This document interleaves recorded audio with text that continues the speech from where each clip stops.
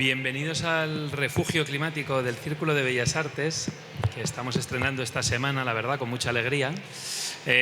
No solemos publicar ensayos en Lengua de Trapo y Círculo de Bellas Artes. No solemos publicar ensayos en julio porque existe un poco esta máxima de que julio es el mes para irse a la playa y la lectura así un poco más de fondo, de ideas. Parece que tiene menos calado, la gente quiere abrir la novela negra e irse a la piscina, pero la verdad es que el refugio climático, la reflexión permanente sobre el calor, el contexto que vivimos y el azul piscinero que hemos elegido para la cubierta del libro nos llevaron a pensar que quizás era el momento ideal para sacar este libro y poder presentarlo aquí, que nada podría tener más sentido, ¿no? Este Vida de ricos, de Emilio Santiago, que hoy va a presentar con Marta Montojo y con Héctor Tejero, tiene una premisa muy sencilla, que es si existe la posibilidad, si es viable, de llevar una vida de ricos con bajo impacto ecológico.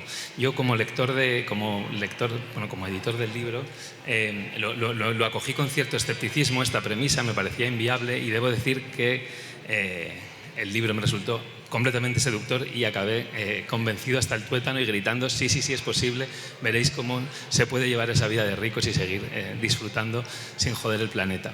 El libro ha sido además finalista de un concurso que hemos arrancado este año, que se llama Utopías que caben en el BOE, y que se renovará para el año siguiente por si alguien quiere seguir enviando propuestas como la de Emilio, de este tipo de libritos cortos. Las bases las encontráis en la web.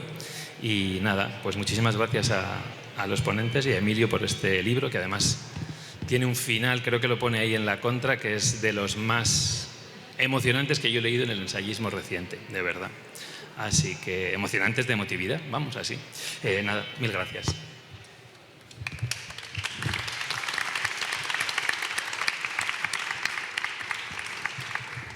Bueno, pues nada, muchas gracias por venir a todos a la presentación. Siento mucho las molestias a los que estáis disfrutando del refugio climático. Claro, para mí presentar a Emilio y presentar un libro de Emilio no es muy sencillo, porque bueno, hemos pensado muchas veces juntos, ¿no? Nosotros escribimos un libro juntos en 2019, que se llama ¿Qué hacer en caso de incendio? Y siempre hacemos la broma que somos a la vez iguales pero diferentes, ¿no? O sea, dos señores ecologistas con gafas, hay más parecidos, ¿no? Yo soy de jazz, él es de rap, yo soy de ciencias, él es de letras, él es de Móstoles, yo no tengo la suerte de ser de Vallecas. Y entonces es como muy difícil, ¿no? Creo que no siempre nos hemos complementado bien, pero este es un libro que ha escrito él solo y no sabía muy bien cómo enfocar la presentación, ¿no? Lo primero sí que quería pues agradecer a Emilio todos estos años de amistad y compañerismo. Él me lo ha dicho muchas veces, él me sacó del anarquismo y yo le metí en el cambio climático. Seguro que luego cuenta él no sé quién salió perdiendo de todo esto.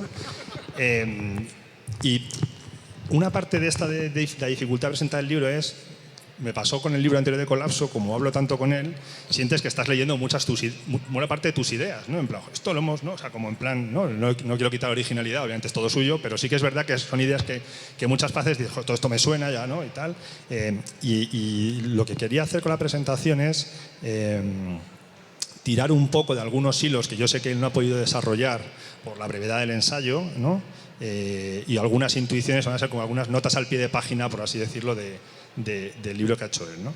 Como ha dicho Manu, la idea central del libro de Vida de ricos es si podemos de alguna forma resignificar la riqueza. Es posible vivir bien dentro de los límites ecológicos, ¿no? Y entonces Emilio, luego lo contará él mejor, lo articula en torno a una idea que es el lujo comunal, ¿no? Que es como ir más allá de la pura supervivencia, que es el lujo, pero que no sea un lujo privado, exclusivo, caro, sino que sea una especie de tiempo compartido, una práctica comunitaria, gozosa, libre, colectiva, ¿no? Él utiliza mucho una idea de Germund Rosa, que es de resonancia, ¿no? Digamos que el objetivo del libro es si es posible disputar, esto es una cita literal, disputar al capitalismo el monopolio de la definición de riqueza, ¿no? ¿Qué significa ser rico? Es la que está de moda, la riqueza, la abundancia, etcétera, ¿no? Y él hace luego lo contará seguramente mejor, él se centra, como yo le conozco tanto, se centra por sus obsesiones particulares, dicho con todo el cariño y sus friqueces, se centra en esa,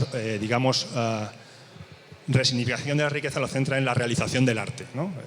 Emilio, como yo, aunque él es más que yo, viene de una tradición en la cual tiene mucha importancia las vanguardias artísticas, los situacionistas, los surrealistas, ¿no? Y esta idea de hacer el arte de la vida cotidiana, ¿no? Acabar con el arte como una actividad especializada. Pero una de estas diferencias, a mí es una cosa que no me apasiona mucho, el arte y los situacionistas sí, pero ya se me acabó un poco.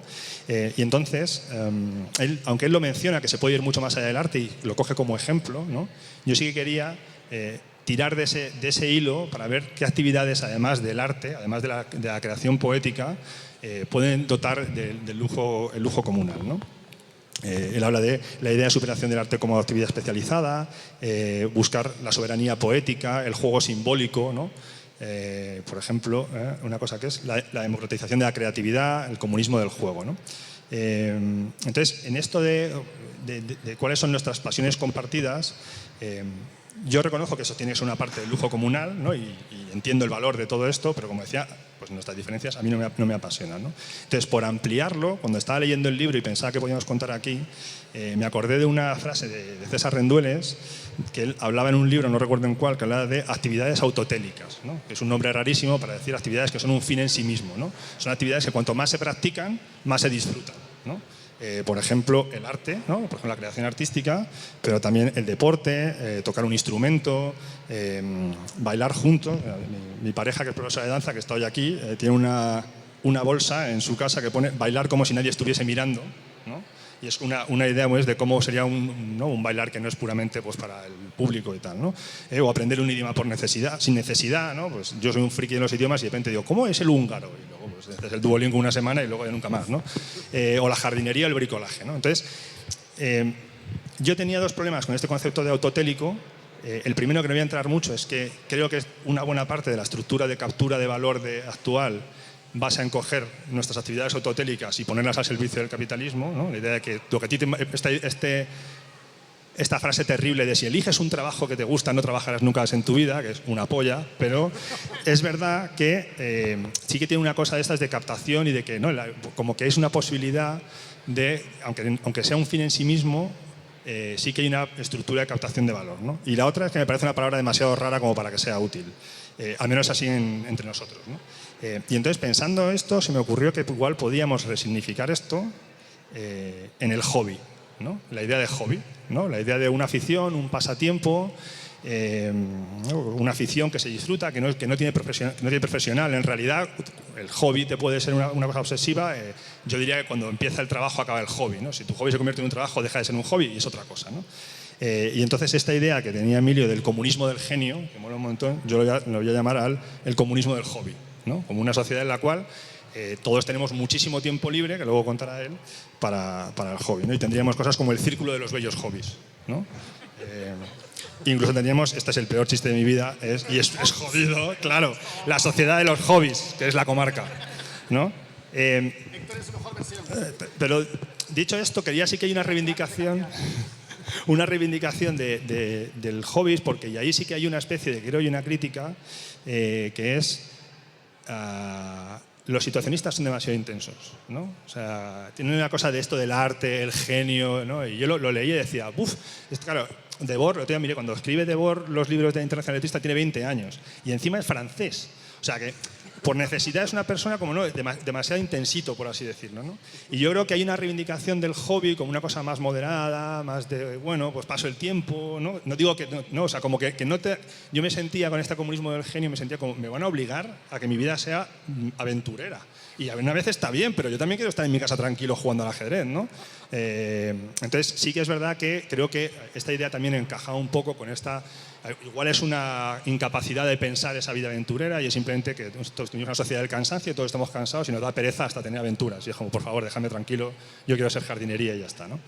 Pero la otra cosa, y creo que no cuánto llevo, bueno, la otra cosa que pensé con esto es, si Emilio y yo, que somos tíos tan parecidos, tenemos concepciones tan distintas del lujo comunal, esto es una cosa que él enseña la patita en el libro pero no entra, y es que tú no puedes decretar la vida buena no puedes determinar la vida buena por decreto, ¿no? Él lo llama, también dice que es recuperar la mejor tradición del liberalismo, ¿no? Y esto me parece importante porque también es verdad que a veces, o sea, tenemos todos estos lujos comunales no va a ser un lujo comunal, sino va a ser una multiplicidad de lujos comunales, de utopías privadas prácticamente, o semiprivadas, o pequeñitas entre poca gente, ¿no? Y ahí yo quería, pues, le daba muchas vueltas a esta idea de las dos grandes conflictos que tiene el liberalismo, ¿no? Que es cómo unificas tus deseos de libertad individual con el hecho de que vivimos en una sociedad, por decir la típica frase, ¿no? Y que hay una serie de cosas ¿no? de contradicción. Aquí se añadiría además una nueva restricción, que es vivimos en una sociedad con límites planetarios, es decir, no solo no puedes hacer lo que te da la gana porque molestas al resto de la gente por hablarlo mal, sino también porque hay una serie de límites, ¿no?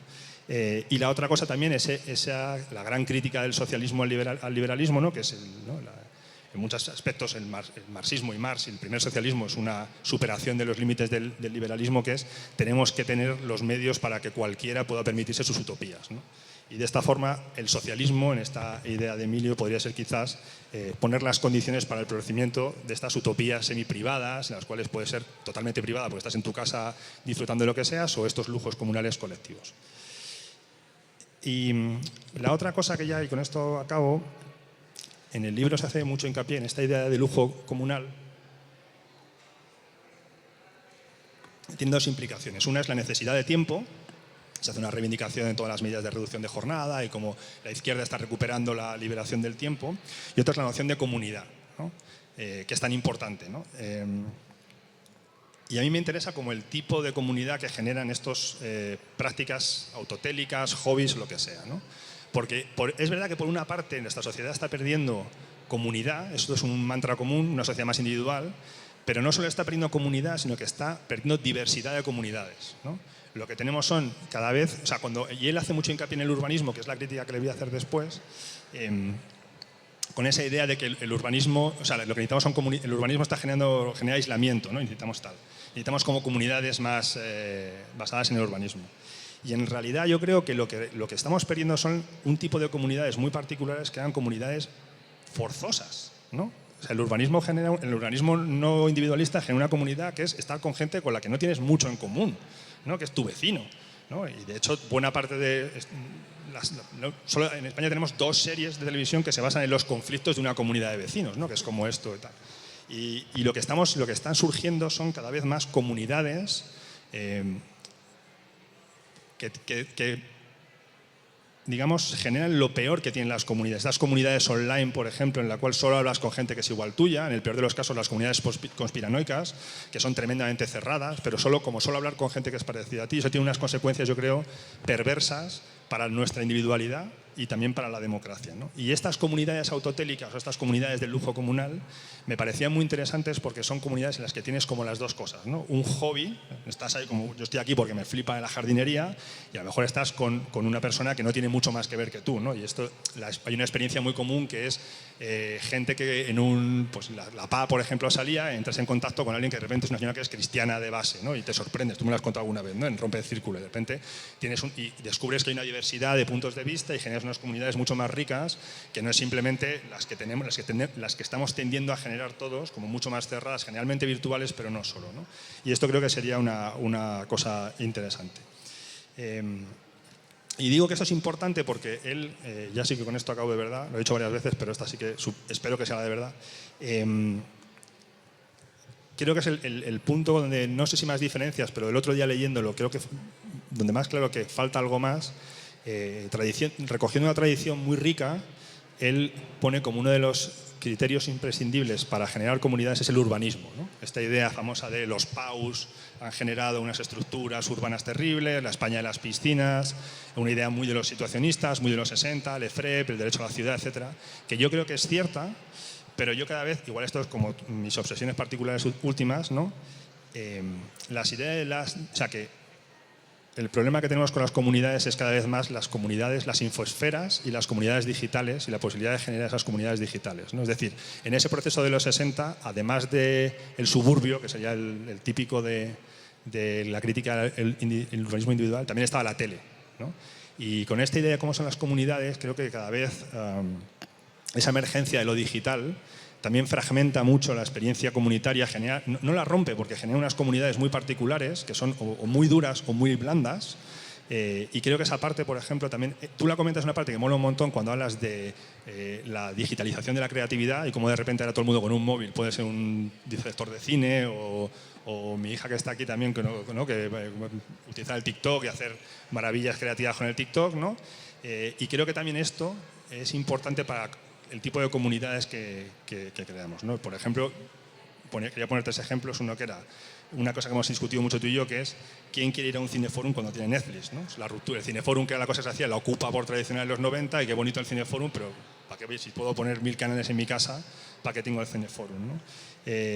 O esta idea también de, la radicalización boomer, ¿no? Con el Facebook. Entonces había una frase que era: Facebook le está haciendo a nuestros padres lo que suponía que los videojuegos nos iban a hacer a nosotros. Nosotros hemos jugado juegos de matar, no hemos matado a nadie en nuestra vida, y estos señores viendo memes se están volviendo Hitler, ¿no?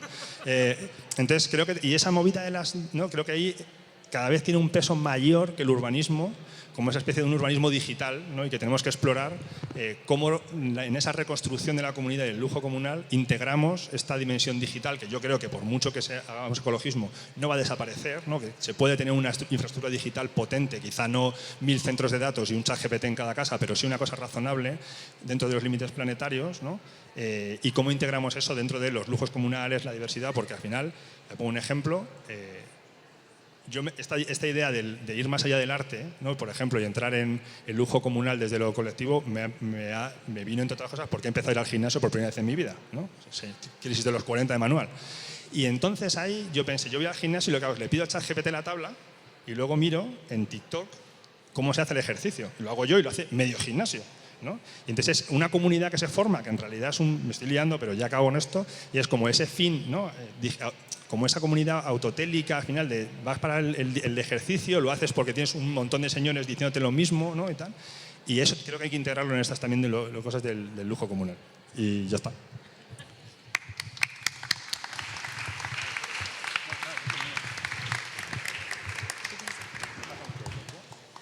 Bueno, ¿esto funciona? ¿Sí? Ah, vale. Bueno, yo no conozco tanto a Emilio como Héctor, pero sí le conozco desde hace como 8 años o así. No sé si soy capaz de detectar esos sesgos también como Héctor, esos vicios, pero sí he visto a lo largo del libro las grandes pasiones que mencionaba, y una de ellas es justo a mí la que me encantó de Emilio, ¿no? O sea, bueno, yo soy periodista climática, y como periodista te acostumbras a entrevistar a gente con un discurso bastante agorero, ¿no? Bastante bastante catastrofista, o incluso si es propositivo te resulta demasiado naif, ¿no? O tecnoutópico. Y justo cuando conocí a Emilio era un momento muy diferente, porque él acababa de publicar Opción Cero, es un libro que tiene sobre Cuba y sobre el pico del petróleo, y ahí hablabas del pico del petróleo. Conozco tus sombras. Pero incluso en ese contexto sí que me parecía como un discurso realista, de una honestidad intelectual que no terminaba de ver en otros ecologistas o en otra gente del movimiento del pensamiento ecologista que había entrevistado. Y a partir de ahí ya empecé a conocer su dimensión que me atrapó, que es esta precisamente de la que hablaba Héctor, del situacionismo, de la psicogeografía y de toda esta forma que tienes de esta aspiración de la vida, de buscar siempre lo maravilloso, ¿no? Y tienes en este otro libro que se llama Psicogeografía de la I, que yo me estaba leyendo mientras leía dices algo así como que tu mayor aspiración es al final hacer de la vida lo contrario a la alienación, hacer de la vida una experiencia vibrante, ¿no? Y una corriente de alto voltaje. Y entonces esto sí lo he visto en este libro, y ha conjugado como un poco para mí sus mejores facetas, que es el discurso ecologista muy potente, nada naif, ¿no? Bastante realista, con una apuesta por el deseo, ¿no? por hacer la vida deseable, que en realidad sí estamos muy faltos de esto, ¿no? Como periodista, de nuevo, también en las redacciones hablamos, ¿no? De cómo, si nuestro trabajo consiste en contar lo que está pasando con la crisis ecológica, y lo que está pasando es que hace 37 grados fuera, que todos los años se están batiendo récords de temperatura, que hay incendios masivos cada vez más, que la sequía, o sea, justo en verano encima, ¿no? Que es como el apocalipsis, precisamente desde las redacciones nos planteamos cómo cambiar ese discurso, ¿no? Para sin dejar de contar la verdad, sin dejar de contar lo que está pasando, sí favorecer pues, un imaginario, ¿no? Una idea de futuro que nos permita construir una política, ¿no? Una política que nos haga en realidad felices, ¿no? O sea, que haga estas vidas buenas que Emilio reivindica en este y en otros libros. Y dentro de esta búsqueda de la estrategia, claro, ahí aparecen personas como Emilio, como Héctor también, y bueno, como algunas más de las que ellos también se rodean, que nos facilitan muchísimo la tarea, porque no solo nos ponen ejemplos concretos de lo que se puede hacer, lo que se está haciendo, sino nos ayudan a identificar como una especie de brújula, como a transformar nuestra propia idea de lo que es bueno, ¿no? Y de lo que es deseable, que es esta transformación del deseo de la que habla Emilio en este libro, ¿no? O sea, si no podemos transformar la realidad así de un plumazo, por lo menos sí vamos a reconfigurar, y no podemos acabar con el capitalismo de la noche a la mañana, vamos a reconfigurar lo que es esto, la riqueza, ¿no? Esta lujosa pobreza de la que ya hablabas hace 8 años, ahora es la riqueza comunal, ¿no? El lujo comunal.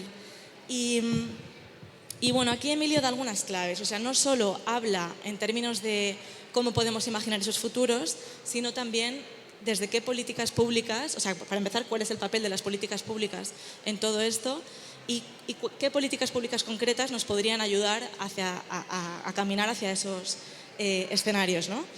Y me gusta que, saliéndose de este discurso que se había asentado durante un tiempo en el ecologismo y también en los medios de comunicación, que es esta cosa como aleccionadora, ¿no? Este discurso moralista que te obliga a vivir en tu cabeza peor, en realidad no es peor, ¿no? pero en la cabeza de muchos sí es peor. Bueno, él nos invita a salir como precisamente de estos vicios que él atribuye a la izquierda, y yo también hago como mea culpa desde los medios de comunicación, que uno de ellos es este, ¿no? el discurso moralista de la izquierda que convierte la política en la ética, que rebaja la política a la ética, dices. Y otro sería, bueno, y aquí solo quiero apuntar, porque esto me llamó mucho la atención, porque conecta con una cosa muy generacional que es la ecoansiedad, ¿no? O sea, tú hablas de la ecoansiedad como producto ideológico de nuestro tiempo, que ha fabricado este discurso moralista, ¿no? O sea, si sentimos que estamos haciéndolo mal, que no estamos haciendo lo suficiente, que no llegamos, que no nos vamos a salvar, es porque nos estamos como echando la culpa a nosotros mismos, estamos como poniendo la responsabilidad sobre el individuo. Y bueno, Emilio no dice que no haya que olvidarse de las acciones individuales, pero sí como construir el discurso desde otro punto, ¿no? Desde otro prisma. Imagino que ahora tú contarás un poco más de esto. Y luego otro vicio que él apunta es el de el efecto, la ilusión tabula rasa, tú dices, entender la política, entender que se puede hacer política sobre la sociedad o en la sociedad como si esta fuera un folio en blanco, ¿no? O sea, como si partiéramos de cero. Esto me ha gustado mucho porque, de nuevo, no es un ejercicio solo de imaginación de qué tipo de futuro queremos, como cuál es el lujo comunal, sino también cómo construimos el camino desde la política, desde los movimientos sociales, desde los medios de comunicación, desde la batalla cultural para llegar ahí, ¿no? O sea, no es una cosa naif de un decrecimiento de la noche a la mañana porque sí, ¿no? Y en este trazado como de... Bueno, Héctor ya ha mencionado algunas, ¿no? Pero aquí esto es lo que a mí más me ha gustado, que es el final del libro, también lo ha mencionado antes Carlos. Manu. Lo siento, Manu, allá donde estés. Ah, perdón, no te había visto. Ahora eres Carlos. El final, claro, Emilio convierte el contenido, y esto lo hace siempre, desde que te conozco, el contenido de su discurso en la forma también, ¿no? Y no solo nos invita a imaginar un futuro deseable y a construir un relato deseable, sino que lo hace desde una escritura que es muy deseable en sí, ¿no? O sea, que ya te divierte, ¿no? Te divierte y quieres, como decía antes Manu, acabas de leer el libro y dices, sí, quiero esto ya, ¿no? Y en esta última parte lo que hace es situarse en 2051, en el 180 aniversario de la Comuna de París, para dar una conferencia desde el futuro celebrando estos éxitos de los últimos años, sin ser tampoco naïf, sin decir, bueno, está todo bien, o sea, de hecho todavía hay como algunas cosas que resolver, pero bueno, repasando un poco estos puntos que nos han hecho cambiar como sociedad y transformar ese deseo, ¿no? Y esos grandes logros. Y bueno, Héctor ha mencionado algunos. Él lo llama, como bien aficionado de los mapas, él lo llama la cartografía antropológica del lujo comunal, y algunos de sus pilares sería la reconstrucción de los lazos comunitarios, que atribuye pues, en parte a espacios como este, ¿no? A los palacios para el pueblo, a las políticas feministas, que eso me gusta mucho también que lo reconoce, al trabajo del ecofeminismo en repartir las tareas de cuidados de manera que también nos hace disfrutar de esas tareas de cuidados de otra manera y disfrutar de un tiempo común que es más igualitario. La biofilia, ¿no? Es recuperar como una fascinación por la naturaleza y por los procesos de la naturaleza, incluso si son, esto me llamó la atención, incluso si son catástrofes, o sea, incluso si es no sé, la erupción de un volcán, que puede ser muy catastrófico, pero también es muy espectacular. La erotización de la vida cotidiana, que también es algo que a mí, esa es una de sus grandes pasiones también, ¿no? El erotizar la vida cotidiana. La democratización efectiva del talento artístico, que lo ha comentado Héctor antes, y los videojuegos, y aquí es donde veía totalmente a Emilio ganando campeonatos de Catán, porque esto, para quien no lo sepa, es un gran ganador de Catán. Como los videojuegos del futuro serán de código abierto y serán pues un ejercicio también democrático de programación lúdica, ¿no? que podremos disfrutar todos. Entonces, bueno, la verdad que todo esto y bueno, más que he comentado, a mí me parece que no es solo divertido y es bonito imaginar y tal, sino que también es factible. Hay algunos de estos escenarios que en realidad ya estaban muy cerca o que parece que están bastante cerca. Por ejemplo, esta victoria de que la izquierda haya situado la reducción de jornada, ¿no? entre sus principales demandas. Que los medios de comunicación también se hayan hecho eco de esto, ¿no? O sea, que también hay un ejercicio de esta batalla cultural, que hay un papel que juegan los medios y que están ahí también algunos, no todos, claro. Así que bueno, yo lo dejo aquí. Solo decir que os animo mucho a leerlo, el libro. Me parece un instrumento muy útil, una guía para todo el mundo y un alivio también para quienes estén sufriendo también de ecoansiedad.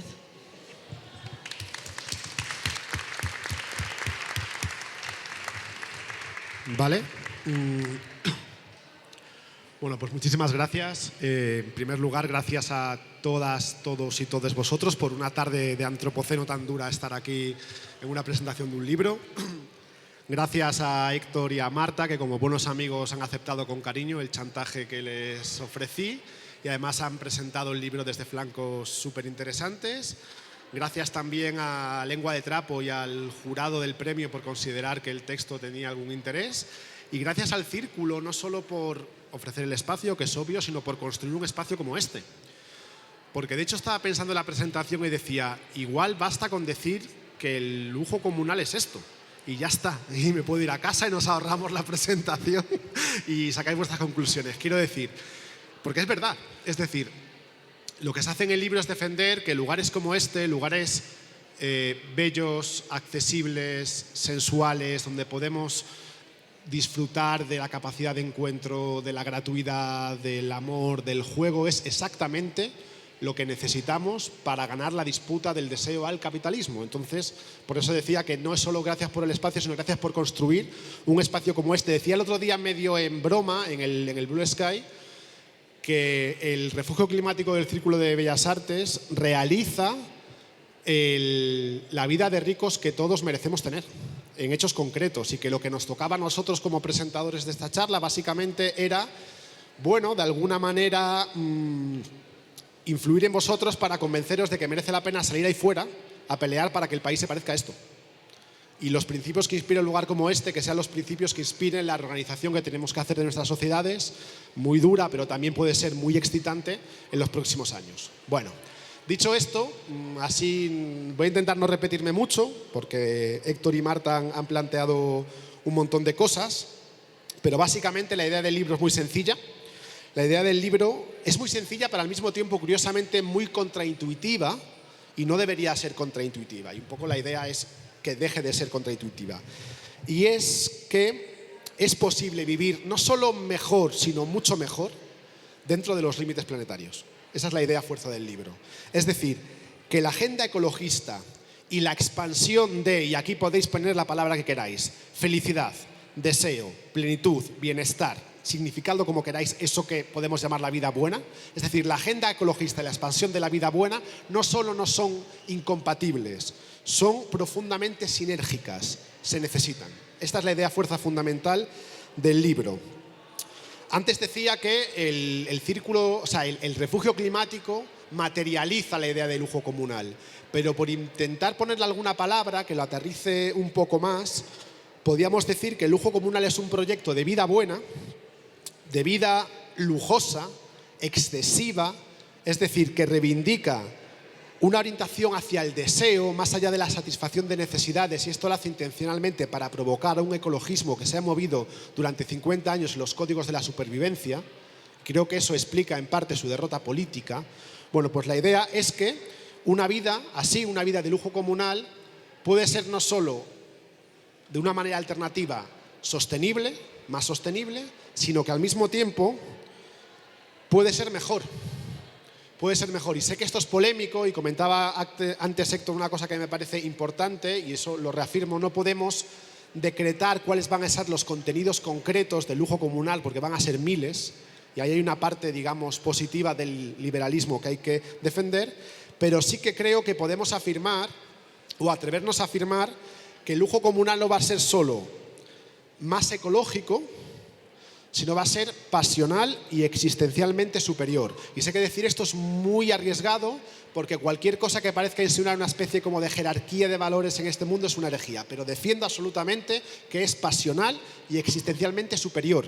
Y esa es la fuerza con la que tenemos que dar esta batalla política y que al menos nos lo tenemos que creer y tenemos a nuestro favor cierta sospecha sobre lo que podríamos llamar los malestares de la abundancia capitalista, que es una cosa que se lleva pensando desde hace más de 50-60 años, que tiene que ver con, pues desde los problemas de salud mental, ansiedad, depresión permanente, tristeza inconfesada, aislamiento, sujetos cansados, agotamiento, o sea, toda esa sintomatología de miserias, porque son miserias, que incluso las personas que vivimos en el lado geopolíticamente más soleado de este saqueo sufrimos masivamente.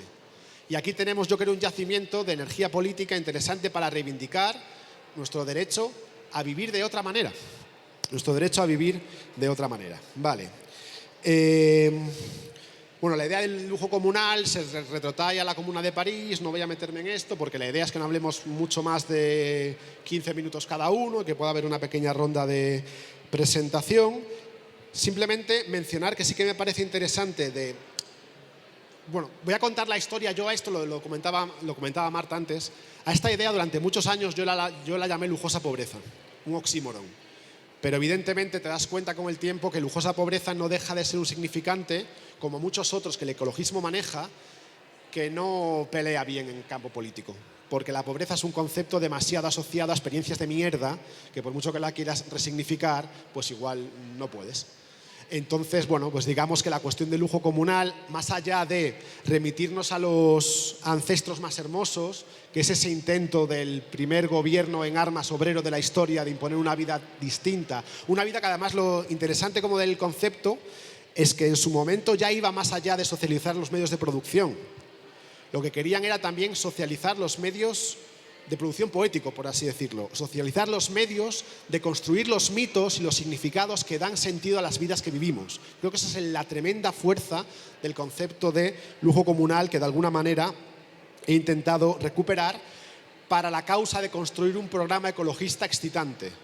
Porque el ecologismo tiene que dar la batalla desde el deseo, no desde la moral, ni desde el sacrificio, ni desde una óptica racional de supervivencia. Porque llevamos dando la batalla en esos términos 50 años y vamos perdiendo. Y lo que hemos visto es que cuando estamos chocando con los límites planetarios, lo que se impone no es una lógica de autocontención y de sacrificio. Lo que se está imponiendo es la lógica de el nosotros nacional primero, y si hay que matar para defender privilegios, mataremos para defender privilegios. Por tanto, a su lujo exterminista le tenemos que oponer una idea de lujo. una idea de lujo distinta, una idea de lujo comunal. Dicho esto, como en casi todo, y esto lo hemos hablado Héctor y yo muchísimas veces, creo que la tarea política real que nos toca no es tanto decir lo que hay que hacer, sino cómo, o intentar ensayar un cómo. Eso es lo verdaderamente difícil, pasar de lo enunciativo a una cuestión más estratégica y más práctica. En la parte final del libro, bueno, en la penúltima, porque la última es un delirio utópico que me la pasé absolutamente pipa escribiéndolo, que además tiene mucho que ver con lo que hicimos en Móstoles en el 2018, ¿no? De cómo ganamos, porque este hombre y yo hicimos una primera aproximación a esto. Bueno, luego puedo contar la historia si queréis, me voy a enrollar con esto. Pero digamos hay como una penúltima parte que sí que intenta trazar una humilde hoja de ruta de cómo podríamos llevar todo esto a la práctica. Si me da tiempo, menciono alguna cosa. Pero antes quería, también en modo casi telegrama, dejar 3 ideas encima de la mesa, que yo creo que son 3 ideas polémicas, pero son 3 ideas que espero que la publicación del libro ayude a que agiten un poco el debate colectivo ecologista y de la izquierda. La primera de ellas es que una vida dentro de los límites planetarios puede ser una vida de abundancia energética y material. Y esto es algo muy contraintuitivo y me explico. Creo que una parte del ecologismo ha quedado profundamente desfasado al no hacerse cargo de la impresionante revolución tecnológica que estamos conociendo en algunos ámbitos, especialmente la producción de energía fotovoltaica y almacenamiento. Esto es una cosa muy técnica, muy concreta, pero creo que es importante. Tenía aquí una batería de datos que podía ofrecer, no voy a perder el tiempo en esto. Menciono simplemente 1 o 2 que me parecen significativos. No solo la energía fotovoltaica es la manera más barata de producir electricidad en el mundo entero, sino que nunca jamás en la historia ninguna fuente de energía se había instalado tan rápido como esta. En el mes de mayo, China ha instalado 3 veces más energía fotovoltaica que España en toda su historia, y España no ha instalado poco. Y esto solo en un mes. Es una cosa realmente impresionante. Y es muy significativo, lo comentaba ayer en el Twitter en el Blue Sky medio enfadado. Una sociedad como la nuestra, que está dispuesta a dar credibilidad a cualquier mierda tecnológica que le vendan, el Hyperloop, las Google Glass, todas esas mierdas, les hemos dado un mogollón de crédito y de repente tienes una revolución en las fuerzas productivas del tamaño de un pino ocurriendo delante de tus ojos y todo el mundo encuentra una excusa para no creérsela. Es increíble. Es increíble, ¿no? Las renovables no llegan, no hay transición, es adición, los límites minerales, como hostia, ¿no? Es muy paradójico lo que nos está pasando con esto. Bueno, más allá de eso, creo que, digamos, esta revolución histórica de las fuerzas productivas condiciona cualquier debate que queramos tener, no solo en el ámbito del ecologismo, sino en general. Creo que buena parte del ecologismo se ha quedado obsoleto, desfasado en los planteamientos del 2005, del pico del petróleo, las ilusiones renovables, este tipo de cosas. Y esto no significa que no enfrentemos límites planetarios muy jodidos, los enfrentamos. Y tenemos que, de alguna manera, hacer algo que el decrecimiento busca con la palabra decrecer, que es reintroducirnos dentro de los límites planetarios. Pero esto creo que conviene más pensarlo desde la lógica, no tanto neomalthusiana de que tengamos problemas con los suministros, sino de que estamos saturando sumideros. Y las implicaciones políticas son distintas, porque ya no se trata tanto de cómo nos organizamos políticamente para repartir pobreza, sino cómo nos organizamos políticamente para compartir riqueza. Creo que el esquema para el ecologismo cambia. La segunda idea, que digamos creo que es una buena noticia derivada de la primera, es que lo que hemos visto estos años es que los discursos de la austeridad son gasolina para el fascismo. Y hay que plantearse hasta qué punto una lógica de decrecimiento, tal y como el ecologismo a veces la maneja, no está cayendo en esto y no está ofreciendo gasolina política para el fascismo. Héctor y yo trabajamos desde hace 2 o 3 años en una idea que ni mucho menos es exclusivamente nuestra, mucha gente la está trabajando en esa línea, que es cambiar el esquema del decrecimiento por el esquema del poscrecimiento. Y la innovación no es solo terminológica, no es solo que maquillemos un término para intentar venderlo mejor, que un poco de eso hay, es también una cuestión de contenido. Es decir, lejos de pensar que vamos a poder hacer una especie de impugnación al crecimiento como un todo, que yo creo que es una cuestión absolutamente utópica, que queda fuera de nuestro margen de maniobra, pensemos en políticas públicas, sectoriales, concretas, que logren reducir impactos ecológicos y mejorar la vida de la gente. Y además esas políticas tienen que ser políticamente viables, es decir, tienen que congregar una mayoría social articulada alrededor de su defensa y además institucionalmente factibles. Tienen que ser al menos mínimamente compatibles con los márgenes de maniobra de reforma que ofrece nuestro marco constitucional, porque igual aquí estoy siendo muy pesimista y muy cenizo, creo que no vamos a hacer en 20 años lo que el movimiento obrero no hizo en 200. y que la descarbonización la tendremos que hacer intentando empujar el capitalismo a su superación todo lo que podamos, pero asumiendo que igual la cosa no nos da para implantar el comunismo solar por mucho que a mí me gustaría. La tercera idea era un poco recoger el guante de Héctor, pero no sé si ya llevo mucho tiempo, sobre por qué esta obsesión en el libro con la cuestión de la democratización del juego simbólico, las tradiciones surrealistas, situacionistas, la defensa que hago de esto. Es decir, el libro hace una reivindicación por retomar eso que el surrealismo hace 100 años llamaba comunismo del genio, y eso que los situacionistas hace 60 años llamaban la realización del arte en la vida cotidiana. Más allá de mi friquez personal, yo me crié leyendo a esta gente y me sigue pareciendo que los textos de esta gente son como el patrón de medida, el metro ese de iridio guardado en París de lo que puede ser una vida buena. Es decir, no he conocido documento cultural mejor que proyecte la mejor promesa de lo que un ser humano puede ser. Todavía no lo he conocido. Entonces, por eso yo sigo fascinado con los textos de esta tradición. Pero entiendo que lo que a mí me pone los pelos de punta, a otra gente le puede, dar igual, y que a la gente le pondrá los pelos de punta, qué sé yo, escalar montañas, construir robots o meditar. Da igual, todo vale. O sea, el lujo comunal puede tener miles de ingredientes.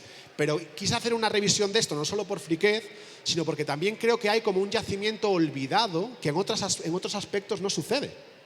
Es decir, tú tienes en el ámbito de lo sexoafectivo, por ejemplo, un montón de gente pensando en utopías reales alrededor del poliamor, el amor libre, o en el campo del deporte, o en el campo del desarrollo técnico. Sin embargo, aquí parece que se nos han olvidado los últimos 50, 60 años y hay como una especie de elemento pinza muy problemático que es, por un lado, instituciones culturales oficiales que se acercan a todo eso de la peor manera posible, a mi juicio, que es desde un punto de vista de adoración de lo que se hizo o glorificación del pasado, pero no de recuperación de la actitud que nos permite traer al presente eso. Y luego tienes los grupos que sí que han mantenido viva la llama de la experimentación con la revolución cultural que estas tradiciones han hecho. Creo que por desgracia están como muy atados a concepciones muy maximalistas del cambio social, que hace que sus experimentos, que son tremendamente interesantes, y por ejemplo animo a la gente que no lo conozca a leer la revista Salamandra o el trabajo que hace el Grupo Surrealista de Madrid en ese sentido, que es espectacular, pero al final sus desarrollos prácticos acaban llegando a muy poquita gente. Entonces, entre la pinza de una exposición por el centenario del manifiesto surrealista, que en el fondo a mi juicio traiciona el espíritu de eso, que sería reapropiárnoslo, y unos juegos colectivos surrealistas en una Ocupa que como mucho tienen la suerte de jugar 30 personas, creo que hay que intentar encontrar algún punto medio.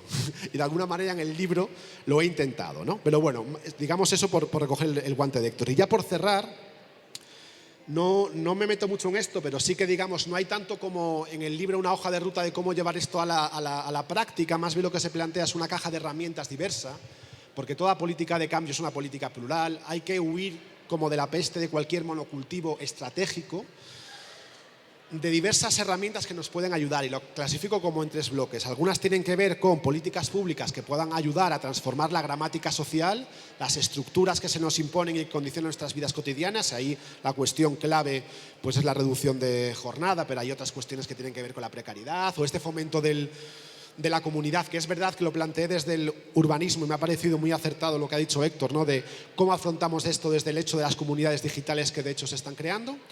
Hay una segunda parte que tiene que ver con cómo nos apropiamos de infraestructuras para construir lujo comunal, y aquí hablo específicamente de los palacios del pueblo climáticos, y esto sería un palacio del pueblo climático, es decir, de cómo construimos espacios que como los arrecifes con los corales sean como las partes duras, alrededor de los mismos puedan florecer muchas iniciativas de gente muy distinta experimentando estas posibilidades del lujo comunal.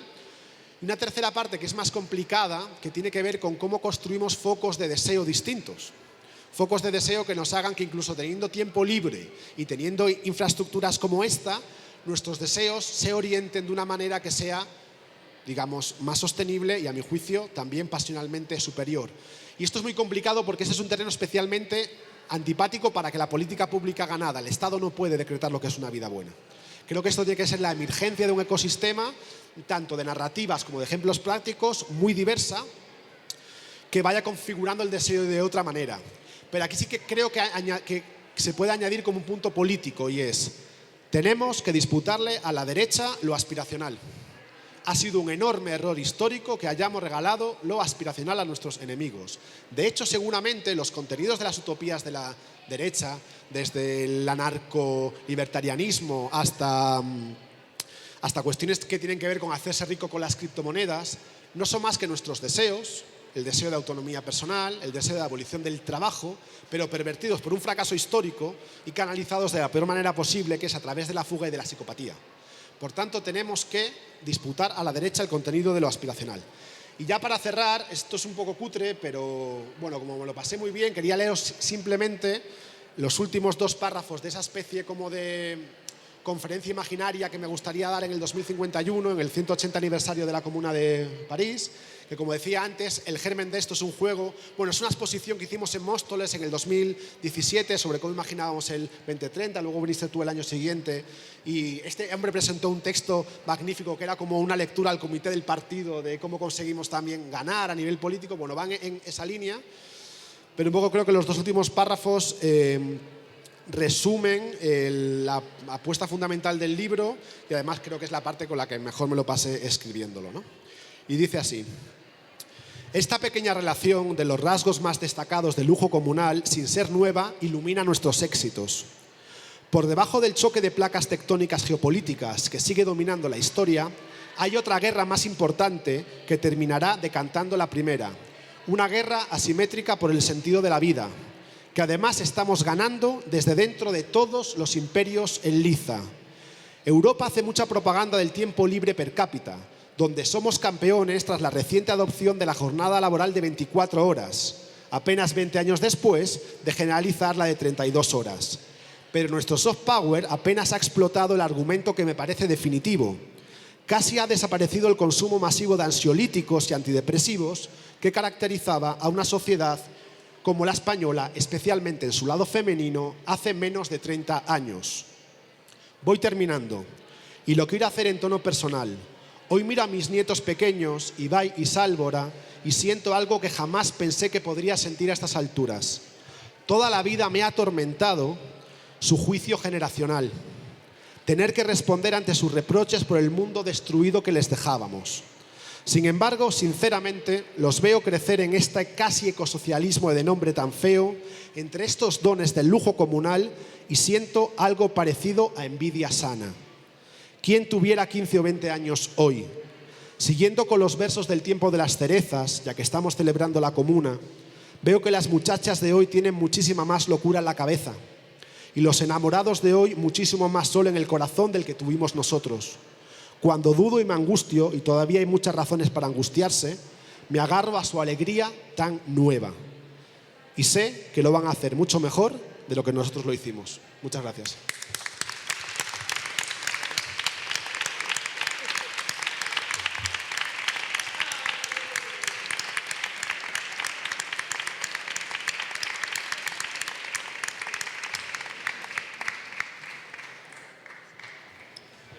Si alguien tiene alguna pregunta, me lo decís y os paso el micro para que podamos oírnos mejor.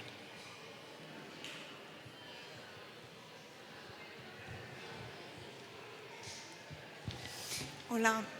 Emilio, hablabas antes de contraponer los lujos, pero es que yo creo que, no sé si estarás de acuerdo conmigo, pero hay que presentarlo como el único lujo posible, porque realmente la dinámica política en la que estamos no está ofreciendo ningún lujo. O sea, es que no solo es que no lo esté ofreciendo, es que no se esfuerza en ofrecerlo. O sea, ahora mismo lo único que ofrece es destrucción de lo existente, ¿no? O sea, que ya no da más de sí y no se están esforzando en que dé más de sí. O sea, que yo creo que hay que presentarlo. O sea, si quieres vivir bien, va a ser la única forma. Como que ya no más de sí. O sea, yo comparto la idea, pero no sé si la comparte la gente. Entonces, como, claro, preocupados por construir hegemonía, intentas articular con el sentido común y yo creo que todavía, por desgracia, esto que llama lujo sigue contando con muy buena prensa y hace cosquillitas en el corazón de mucha gente y que, por tanto, todavía hay una pelea que dar ahí. Tengo la sospecha, pero sí que comparto tu visión de la historia.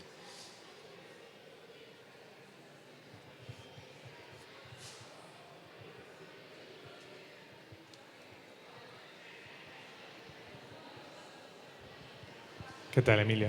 Una duda así un poco genérica. Esta idea del lujo y de la utopía, yo por lo menos a veces la veo como un poco blanca, un poco blanda, porque a veces creo que el deseo se formula en contraposición a algo y desde un punto más oscuro, más enfangado. Me pregunto cómo desde el ecologismo se puede disputar también eso de las pasiones oscuras, de lo humano más freudiano, más chungo. Es una gran pregunta para la siguiente fase, porque como el ecologismo lleva 50 años pareciendo una especie de mezcla entre penitenciaría y monasterio, vamos a disputar pasiones primero y cuando ya tengamos las pasiones vamos a por las oscuras. Es lo que te diría.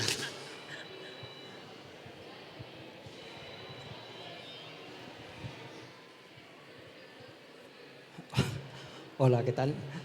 Bueno, como sabéis, ¿no? Yo procedo de una corriente ecologista clásica donde luchábamos por alternativas, ¿no? El ecologismo social. No sé en qué momento esta corriente se perdió y cayó en el, perdona que use la palabra así descaradamente, en el pozo del colapsismo. Sí, es decir, dentro de esta corriente convivíamos gente de muy diferente tipo, alguna que no salió del anarquismo y se quedó allí, y era una cosa muy plural, pero en el fondo todos pensábamos que se podían dar alternativas a lo que hay. Y el caer en ese punto es como, ahora sí he encontrado la muerte del capitalismo y ahora sí mato al capitalismo, pero es que de paso estoy matando algo fundamental para construir, que son las ilusiones. De la depresión no sale nada, de la melancolía no sale nada. Entonces, para mí, no he leído el libro, el título me parece muy sugerente y sobre todo, independientemente de los resultados, el valor que tiene y lo que he escuchado es lo que es lo propositivo, desde donde estamos, qué podemos hacer. Yo, por ejemplo, si diseñara Madrid desde cero, diseñaría otra cosa, pero es que yo no me encuentro en Madrid desde cero, tengo que trabajar desde lo que hay. Con el sistema económico, sociopolítico, como le quieras llamar, me pasa igual, tengo que trabajar desde lo que hay.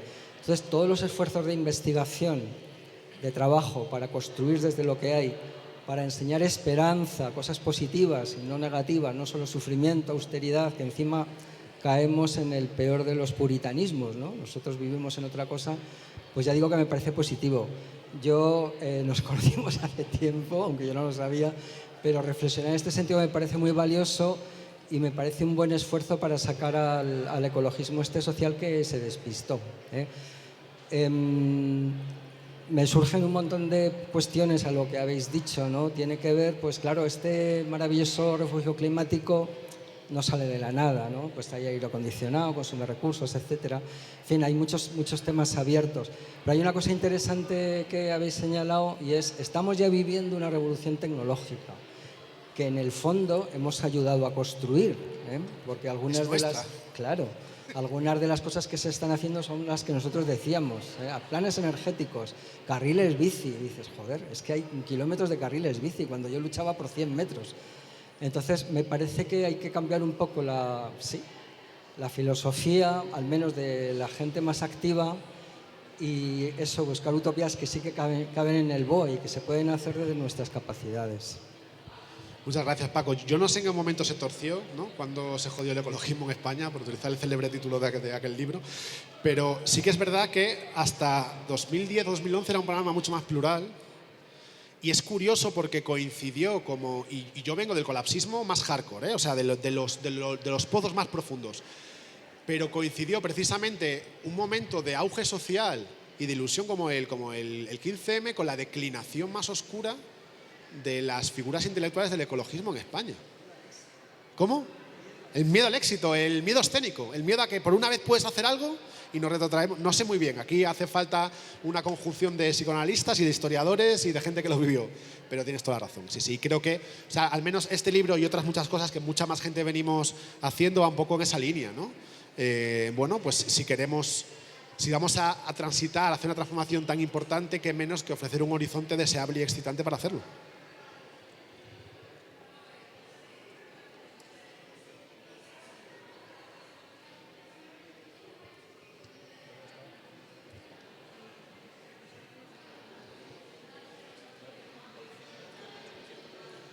Hola, mi nombre es Susana. Muchas gracias por compartir tus ideas y hacernos reflexionar. Soy investigadora desde hace 8 años sobre soluciones basadas en la naturaleza y cómo integrarlas en las ciudades. Nací en Cuba, mitad de mi vida la viví allí y la otra mitad aquí en Europa, entonces como que tengo un mínimo de conciencia de los dos lados. En estos años de investigación, creo que a la base de la crisis climática, la crisis ecológica y crisis de otras entidades, hay una profunda crisis de valores. La sociedad y sobre todo el capitalismo entiende la naturaleza como un instrumento que puede usar a como le convenga, independientemente de los impactos que tenga. Más recientemente se han abierto nuevas líneas de investigación sobre los valores relacionales de la naturaleza, que vienen siendo la importancia que la sociedad le da a la naturaleza, a los ecosistemas, como identidad propia, como que favorezcan las relaciones interpersonales y las relaciones entre seres humanos y no seres humanos, la importancia para el bienestar espiritual, etc. Quería saber tu opinión sobre cómo estos valores se posicionan en el poscrecimiento y la dificultad que tenemos para transmitirlos a, por ejemplo, los políticos o personas que tienen un cierto grado de poder de decisión. A diferencia de los valores instrumentales que se pueden medir y cuantificar, estos otros valores son intangibles, entonces presentan un mayor grado de que se puedan integrar en una mesa de discusión con cualquier partido político. Gracias. Vale, yo creo que en el ámbito del poscrecimiento y del ecologismo en general está más que consensuado que debemos de aspirar hacia un tipo de giro cosmovisivo que entienda la naturaleza de otra manera. Es una cosa que en el ámbito del ecologismo es de sentido común y no hay que discutir. Lo que sí que quizás podamos discutir es hasta qué punto eso es aplicable políticamente en las circunstancias actuales, ¿no? Yo en ese sentido creo que, por un lado, hay una frase que dice César Rendueles que me gusta mucho, que la crisis ecológica sea una batalla moral no significa que se gane con moralismo. Es decir, creo que muchas de nuestras cosmovisiones, actitudes morales no las decidimos, o sea, no solo hay una parte autónoma o autotélica de decisión, pero hay mucho que tiene que ver con inercias estructurales, con cómo funciona una sociedad, con el tipo de hábitos que se generan, que está más allá de lo que pensamos. Entonces, me parece que lo interesante es incidir ahí. Y lo otro, que también es importante, a mi juicio todavía está en un estado un poco inmaduro que necesita más guerra cultural.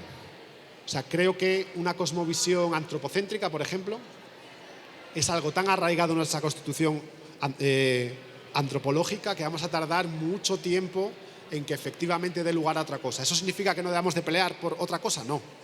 Pero igual significa que los tiempos de la acción política inmediata y los tiempos de la guerra cultural a veces son distintos y juegan también con lenguajes o con herramientas distintas. Entonces me parece que es fundamental, pero también yo tengo la sospecha de que las cuestiones, digamos, de corte ontológico son todavía como elementos muy de vanguardia para hacer política pública ahora mismo con ellas y que conviene desarrollarlas en otros campos.